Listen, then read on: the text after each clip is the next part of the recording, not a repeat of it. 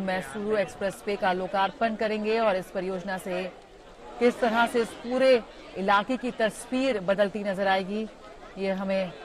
लगातार हम इसकी बानगी देख रहे हैं। आज प्रधानमंत्री का कर्नाटक के मांड्या और हुबली धारवाड़ का दौरा है। लगभग 16,000 करोड़ रुपए की परियोजनाओं का वो लोकार्पण करेंगे और शिलान्यास करेंगे।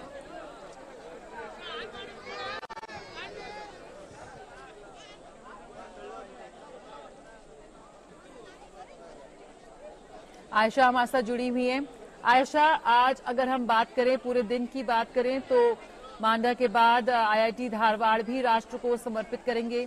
सुना हमने आईआईटी के लोगों को कि कैसे आज के बाद वो कह सकते हैं, अगर संरचना की बात हो तो बेहद आत्मनिर्भरता की ओर वो कदम उठा रहे हैं। 2019 फरवरी में उन्होंने इस पूरी परियोजना की आधारशिला रखी थी और अब वो बनकर तैयार है। जी हाँ, बिल्कुल। प्रधानमंत्री एक तरफ कनेक्टिविटी और इंफ्रास्ट्रक्चर को मजबूती दे रहे हैं कर्नाटक में। कर्नाटक को इसके जरिए इकोनॉमिक ग्रोथ डबल इंजन सरकार की एक नींव बता रहे हैं। तो दूसरी तरफ प्रधानमंत्री शिक्षा क्षेत्र में भी काफी कुछ कर्नाटक के लिए कर्नाटक को देते नजर आते हैं, क्योंकि अब आईआईटी जो है, धारवाड़ आईआईटी लंबे समय से उत्तर कर्नाटक के लोगों का एक सपना था और धारवाड़ के सांसद जो है केंद्रीय मंत्री प्रहलाद जोशी लगातार इसके लिए कई सालों से उन्होंने इसके लिए स्ट्रगल किया था और आखिरकार 2019 में आईआईटी जो है धारवाड़ को बजट में अलॉट किया गया और अब ये आईआईटी तैयार है। तो यहाँ की जो उच्च स्तरीय शिक्षा है और यहाँ के जो एडवांस्ड कोर्सेज हैं, इन तमाम एजुकेशनल फैसिलिटीज के जरिए न केवल कर्नाटक, उत्तर कर्नाटक, बल्कि देश के अलग अलग क्षेत्र से आने वाले छात्रों के लिए भी एक बहुत ही अहम एजुकेशन डेस्टिनेशन होगा। और खासकर उत्तर कर्नाटक की अगर हम बात करें तो प्रधानमंत्री नरेंद्र मोदी लगातार उत्तर कर्नाटक में अभी तक 2 दौरे कर चुके हैं और इन दोनों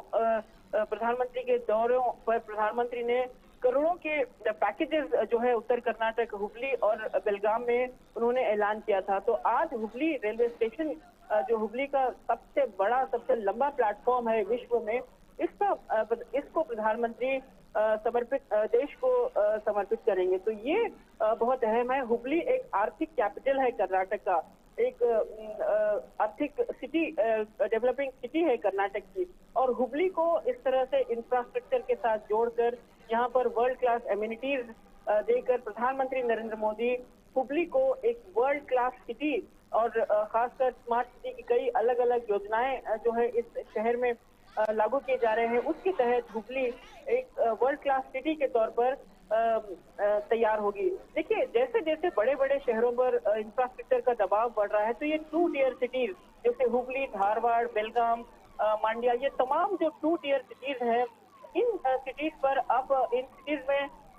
बेहतर इंफ्रास्ट्रक्चर की सुविधाएं देकर अब इन सिटीज को डेवलप करना होगा, ताकि जो इंडस्ट्रियलाइजेशन है, जो बड़े शहरों पर जैसे बैंगलोर पर दबाव है, तो ये तमाम एक्टिविटीज जो है धीरे धीरे इन टियर 2 सिटीज पर टियर 2 सिटीज जा सके। तो यही वजह है कि इन सिटीज में इंफ्रास्ट्रक्चर की बेहतर सुविधाएं, कनेक्टिविटी और एजुकेशनल फैसिलिटीज देकर प्रधानमंत्री नरेंद्र मोदी कर्नाटक को डबल इंजन सरकार का जो एक कर्नाटक के लोगों में एक नारा है, डबल इंजन सरकार के जरिए विकास, इसको जमीनी हकीकत बना रहे हैं। और ये जो है आज प्रधानमंत्री की तरफ से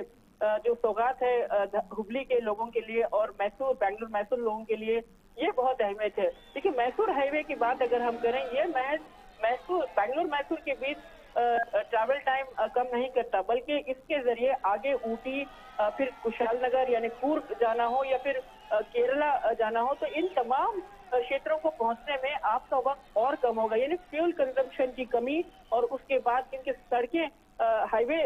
सड़क है, 8 लेन है, तो उसके बाद पब्लिक ट्रांसपोर्ट, बेहतर पब्लिक ट्रांसपोर्ट पर जोर दिया जाएगा। केंद्रीय मंत्री नितिन गडकरी ने हाल ही में प्रेस कॉन्फ्रेंस में ये कहा था कि अब हाईवे तो तैयार हो गया है, लेकिन अब इस हाईवे के साथ साथ बेहतर पब्लिक ट्रांसपोर्ट की तैयारी भी केंद्र सरकार कर रही है, क्योंकि इस हाईवे के जरिए बेहतरीन बस सर्विसेज अगर देंगे तो लोग कम से कम सड़कें कार पर उतरेंगे, फ्यूल कंजप्शन कम होगा जो एनर्जी ट्रांजिशन है, जो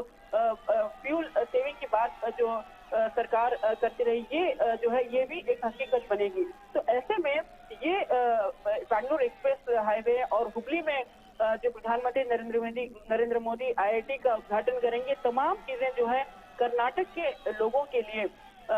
एक नेशनल स्ट्रीम लाइन के साथ जोड़ते हुए कर्नाटक को दक्षिण भारत में एक बेहतरीन प्रोग्रेसिव स्टेट के तौर पर उभारने की कोशिश है।